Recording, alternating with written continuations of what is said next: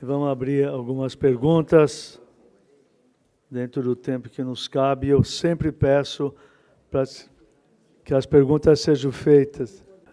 Eu só vou abrir as perguntas dentro do que eu sempre falo. Por favor, perguntas objetivas para que não sejam discursos. Então, aqui já tem 3 para fazer perguntas. Microfones, por favor. E lá pode começar lá com o Jonatas. Ele está na frente. Eles estão na... Tá. Não dá para escutar. Oi. Professor, é fantástica a telemedicina, principalmente para quem trabalha no norte do país. Para você ter ideia, um paciente, ele luxou o ombro em Santa Maria do Boiaçu, ele demorou 2 dias de barco e 300 quilômetros de carro para eu poder reduzir o ombro dele. Então, você imagina o que acontece. Então, eu fiz fellow em joelho. Eu queria saber se vai haver também uma comunicação entre o médico ortopedista e o outro médico ortopedista especialista. Porque, por exemplo, eu atendo no hospital infantil, só que não tem ortopedista pediátrico em Roraima. Então, às vezes, o que acontece? Eu preciso de eu trato leg calvé, fisiólise e tudo, e eu preciso de uma opinião do especialista. Eu queria saber se vai haver esse contato. Porque o que acontece? Eu mando o paciente para a TFD, para ele ter uma consulta. Se ele precisar operar, ele volta para um TFD, depois volta para outro TFD. Você imagina o custo disso para a prefeitura, para o governo? E a gente podia resolver tanto o pré quanto o pós-operatório lá na nossa cidade. Jonatas, tudo vai depender de tecnologia e equipamento. Eu acho que o nosso projeto, no primeiro momento, é um projeto mais amplo para as regiões onde não tem ortopedista. Acho que essa é a primeira sacada. Agora, à medida que isso vai evoluindo, evidentemente que vai ficando mais fácil essa troca de informações, e muito mais do que troca de informações, acho que a cultura vai mudando, né? Hoje nós não temos essa cultura. Hoje você pode fazer isso tranquilamente com o seu WhatsApp, com o seu celular, só para aquela urgência. Não é telemedicina, mas é uma maneira de você ajudar. Mas o projeto não vislumbra isso nesse momento. O projeto é um projeto mais amplo nas regiões onde você não tem recurso de ortopedista. Professor Antônio. Boa tarde. Antônio Almeida, sou professor da GV e aconselho aqui o planejamento estratégico da SBOT. Eu tenho 2 perguntas de infra, que têm aspectos jurídicos. Eu enfrentei o mesmo problema, foi bom você ter falado da Internet Bank, eu enfrentei o mesmo problema em projetos globais, que é o armazenamento e o serviço. Será obrigatório o armazenamento de dados no território brasileiro? Segunda pergunta, será obrigatória a prestação de serviço remoto no território brasileiro? É isso? Armazenar dados fora hoje é muito tranquilo. Em alguns casos, mais seguro do que aqui. E prestar serviço fora, ou seja, o médico que está te dando suporte, ele não mora no Brasil, ele mora fora. Pode ser um grande especialista de uma determinada... Bom, pela nova resolução, ele vai envolver muito isso. A telemedicina é um serviço que deve e pode ser feito no território nacional. Então, você vai ter que fazer um fechamento digital em relação ao território nacional com médicos, com seus respectivos CRMs. Tá? Então, isso tem que haver um pareamento, que ele tem que existir, que é um profissional devidamente registrado na sua especialidade para executar um serviço dentro do território nacional. Esse é um ponto. Outro ponto, como eu falo sobre território nacional, então entra uma outra questão, o armazenamento em nuvem. A questão é a seguinte, o que não pode e não deve ocorrer é os dados não serem sob a jurisdição no Brasil, porque, de repente, diz, abra os dados. Ah, não, o meu servidor está na Eslovênia, então está na lei da Eslovênia. Então, isso vai ter que ser regulamentado. É por isso que eu digo, o Conselho Federal ele não consegue definir isso, mas talvez nós temos que avançar não na resolução da telemedicina, é na lei sobre digitalização e armazenamento e guarda de dados de prontuários de pacientes. É por isso que eu disse que as normas, nós temos que nos embasar com as 2 ou 3 leis e a diversa resolução, mas, em princípio, deveria ter um equivalente, digamos, espelhado desses dados em equipamento no servidor nacional que possa ser alvo de investigação pericial. Eu acho que a questão hoje é investigação pericial. A última experiência foi aqui no lado do WhatsApp, quando o judiciário diz: abra, porque nós queremos, tem o risco de ser algo criminoso. E o presidente da WhatsApp aqui diz: não, está nos Estados Unidos. Aí o juiz determinou, prenda ele antes para fazer. Então, nós temos uma questão que tem que ser trabalhado nisso. Talvez a guarda no território nacional. Marcelo, aqui. Para o Silvio. Aqui, Silvio. Tudo bem? Uma dificuldade que a gente tem, do ponto de vista legal, já acontece, por exemplo, no meu estado. Foram descredenciados todos os urologistas do estado, Mato Grosso do Sul, um devido plano de saúde. E ele coloca uma enfermeira na sala, que atende o doente, e tem um colega urologista olhando o paciente por um vídeo, por uma câmera. Ela lê os exames, mostra, refere a queixa do paciente, o paciente conversa com aquele doutor que está do outro lado, e muitas vezes ele não tem nem informação que aquilo ali não é uma colega. Tem alguma forma de prever isso? Aquele colega... E ele vai responder, porque não tem ninguém com CRM ali nessa relação, só o colega que está à distância.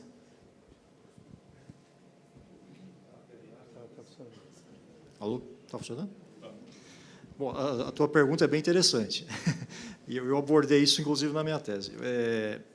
Eu acho que, assim, tem duas questões que a gente dá para... Deixa eu ver se entendi.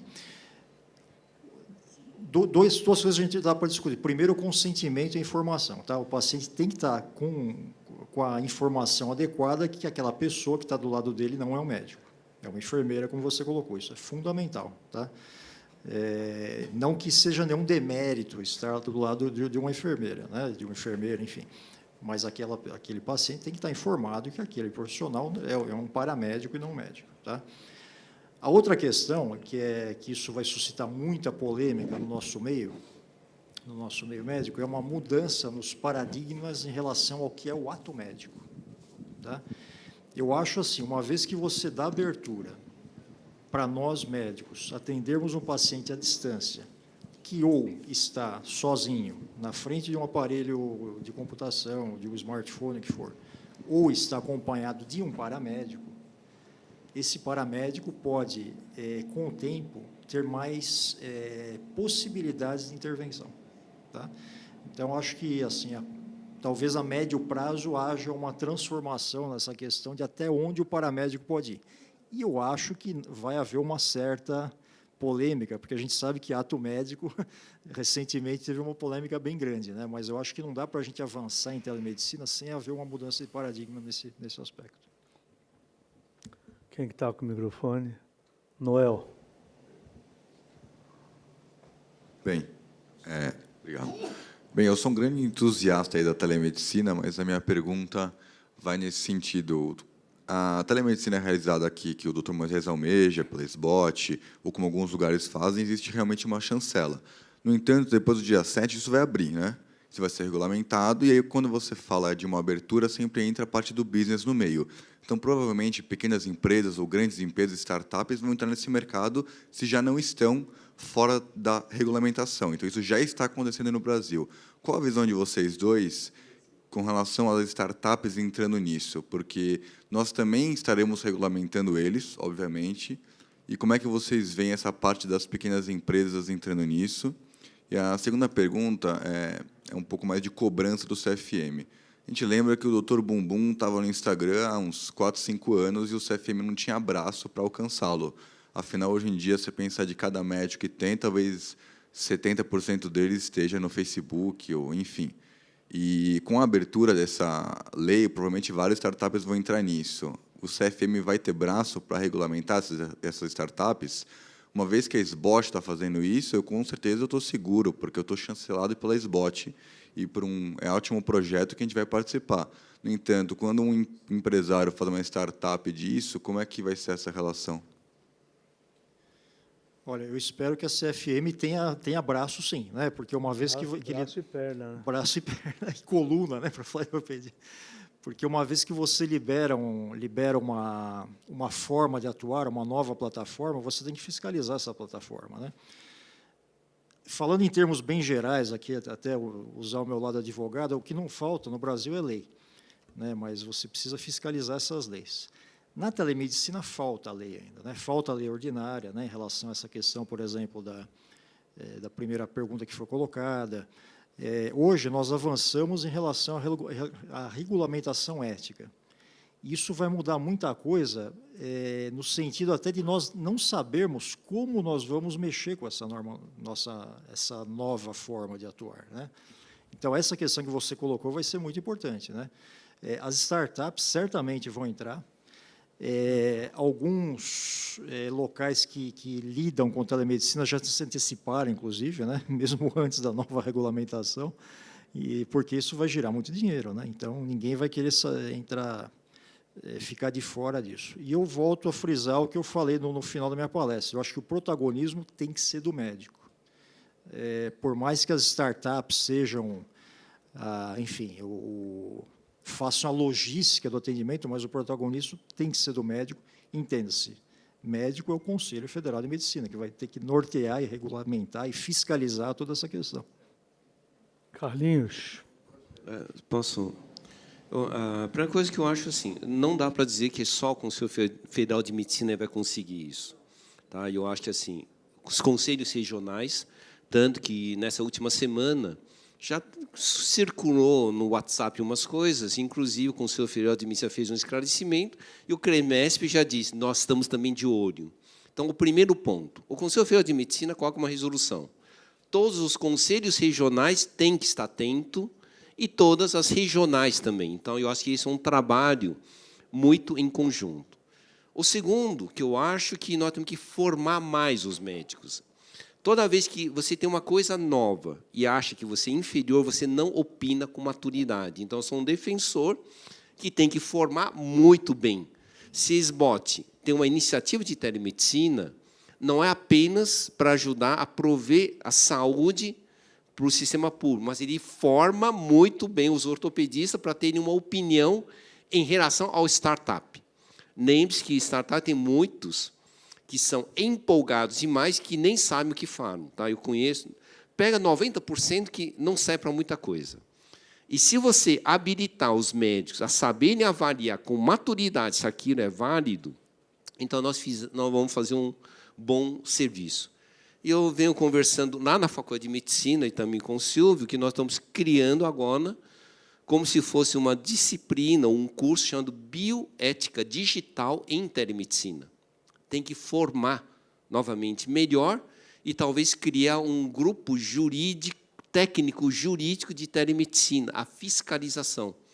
Isso, eu acho assim, o que você pode fazer é uma iniciativa que vai sendo replicado. Talvez a teleortopedia poderia ser auditado, acreditado pelo SBOT, em vez de apenas dizer, não, é o Conselho Federal. Talvez o SBOT pode dizer, olha, as nossas normas de boas práticas em teleortopedia é esse. E nós vamos trabalhar em conjunto com o Conselho Federal para fazer a acreditação dos startups, dos serviços que vão fazer teleortopedia. Esse envolvimento e essa participação, aí eu acho que nós teremos uma telemedicina bem responsável. O que você falou está totalmente de acordo com os ideais de uma sociedade e de uma sociedade em constante evolução e transformação. Uma vez que a gente acompanha várias startups aqui em São Paulo que já fazem isso com cardiologia, já fazem isso com pediatria, já fazem isso com psicologia, psiquiatria, e realmente nessas áreas as pessoas ainda não se envolveram o suficiente. Talvez seja a hora da gente se antecipar e fazer isso acontecer antes. A ideia é boa. Vamos começar primeiro para poder ter a parte jurídica. Então, são duas perguntas. Como é que isso está regulamentado nos Estados Unidos, se vocês sabem? A pergunta é por quê? Nós temos um colega médico americano que trabalha em Miami, todo mundo conhece. Tá? Ele hoje tem no site dele a marcação de consulta para fazer consulta via web. Como é que fica regulamentado isso? Outra pergunta. Eu estou fora do país, quero fazer uma consulta via telemedicina. Como é que fica a parte legal disso? Bom, aí nós estamos chegando em algo intermediário que também, novamente, vai ter que ter uma regulamentação. Então, hoje se fala sobre telemedicina de turismo, né? Ou negócio, ou de residência externa, porque tem, em relação, uma confiança no seu médico. A questão é a seguinte: se a pessoa está distante, eu faço um atendimento e gerou um prejuízo, se a pessoa volta para cá, ela pode me processar, porque eu sou médico daqui, eu assumi essa responsabilidade. Agora, se eu sou paciente, fui procurar um médico que está conectado, nós não temos como atingir o médico, porque é a mesma coisa que um paciente pegar um avião e ir para Miami e querer ser tratado lá. Então, o paciente assumiu os riscos. Então, então isso é que nós temos que trabalhar, de quem que é a iniciativa e se ele assumiu os riscos. Agora, se esse médico que está em Miami tem registro no Conselho Regional de Medicina e o paciente mover alguma ação, no máximo, o que nós podemos fazer é aqui.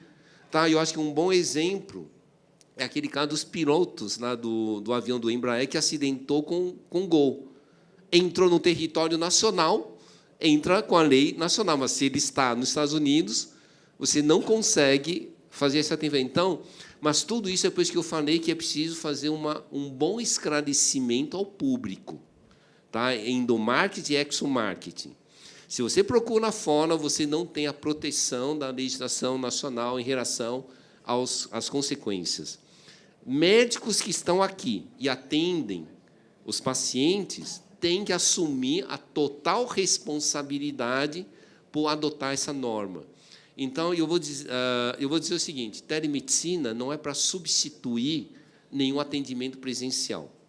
Na verdade, o médico tem que optar os melhores processos para atender seu paciente, seja digitalmente ou seja presencialmente. Quando que um digitalmente pode ser importante? Eu acho que o exemplo da distância, exemplo, alguém que teve algo de urgência, teve uma luxação, e eu posso ajudar a resolver, fazer uma competência. Então, é uma decisão, mas se tiver consequência, eu também assumo os meus riscos. Então, isso é telemedicina, tá? Telemedicina é mais um braço de aumentar a capacidade resolutiva pelo médico na decisão que ele fizer. Tá bom? Então, esses dois outros é que tem um limite. E só complementando, você falou dos Estados Unidos. Nos Estados Unidos, as normas são estaduais, né? E cada estado tem leis mais ou menos restritivas em relação à atuação na telemedicina, né? Então, por exemplo, um médico que está situado na Flórida, ele vai atender um paciente no estado de Washington. Ele tem que se registrar no estado de Washington para conseguir atender esse paciente. Na verdade, a ideia dele é para o exterior, ele atende muito brasileiro. E no exterior, se você está falando do exterior, aí já entram normas, inclusive, de direito internacional, né? Então, veja só, essa resolução, na verdade, é um start, não um startup, mas um start, um começo para algo que vai demandar uma regulação jurídica mesmo. Não vai dar para a gente escapar disso, né? Eu acho que até a curto prazo os nossos legisladores vão ter que se mexer, porque vão surgir muitas questões como a que você colocou. Vamos lá, mais 5 minutos para a gente dar o intervalo para o café. Eu tenho uma dúvida aqui. Tem um colega nosso que ele abriu um app, ele começou atendendo 50 consultas e hoje está atendendo 1.000 consultas e ele fechou com a maior rede de drogaria do Brasil para aumentar essa capilaridade. Você já sabe quem que é, não vou falar nada. Isso, juridicamente, pode com a farmácia? Você já entra numa questão ética bastante delicada, né? Porque, eticamente, nenhum médico pode ter um vínculo com farmácia, né? Então, eu não sei, especificamente em relação a esse caso, até imagino quem seja, porque acho que ele até anuncia, né, em TV. Saiu no jornal de Eu acredito que já esteja ocorrendo algum tipo de sindicância em relação a isso, mas eu não sei te informar. Eu queria colocar algumas questões aqui. Eu não sei se tem algum outro conselheiro presente. Tem alguém aqui que é conselheiro? Bom, em relação à parte do Conselho Federal, né, antes de vir para esse curso, eu tenho um colega que trabalha conosco no CRM em Minas Gerais e é conselheiro federal. Então, o que ele me alertou é o seguinte, que o CFM, nessa norma, resolução que vai sair no dia 7, ele não vai autorizar a substituição do atendimento presencial via telemedicina. Da consulta médica, da primeira consulta médica. Então, essa é uma coisa que eu acho que, pelo que eu ouvi aqui, parece que vai ser aberta a possibilidade de fazer uma consulta médica via telemedicina. E isso, pelo que eu entendo, não vai ser autorizado pelo CFM, que a primeira consulta ela precisa ser presencial. Tá certo? Então, essa é uma coisa que eu acho que a gente tem que esperar o dia 7 para saber. Segunda coisa, em questão de braço e perna, nem o CFM, quer dizer, o CFM não cabe a ele julgar os casos que acontecem em São Paulo e Minas. Os CRMs é que julgam e abrem sindicância e PEPs e condenam ou não baseado nas decisões locais. Porém, isso pode ser elevado até o CFM, numa segunda instância, última instância. Só que não há braço e perna para isso. Vou dar um exemplo. Foi sugerido que abrisse a possibilidade de denúncia via internet. Em uma semana, tinham 900 denúncias. Inviabilizou o CRM de Minas Gerais. Então, fechou para denúncia via internet, porque não existe uma estrutura. Os CRMs do Brasil hoje são todos regulados pelo CFM. O número de conselheiros, a estrutura física, não é capaz de julgar o que está hoje sendo denunciado.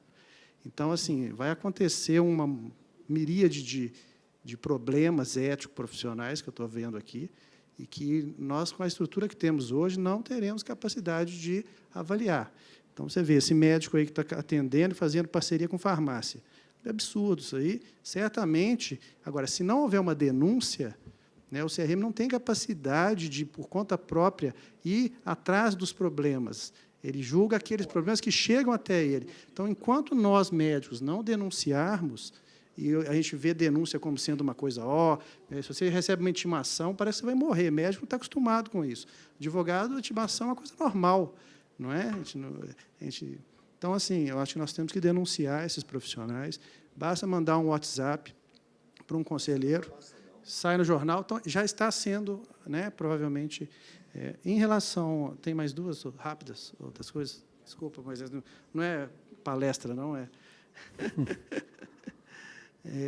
Assim, só uma alerta para nós médicos, porque eu vejo que a responsabilidade sobre a segurança dos dados, eu não vejo como sendo possível jogar isso para o médico. Não sei a opinião de vocês. Por quê? Porque, a partir do momento que você está numa estrutura, inserido numa estrutura complexa, muito cara, que está sendo bancada por empresas que estão jogando um capital muito grande, quer dizer, eu acho que a nossa função é prestar o serviço médico e seguir as normas que estão estabelecidas para atendimento médico. Agora, a empresa que vai viabilizar o processo, ela sim tem responsabilidade sobre a segurança dos dados. Essa é a minha visão.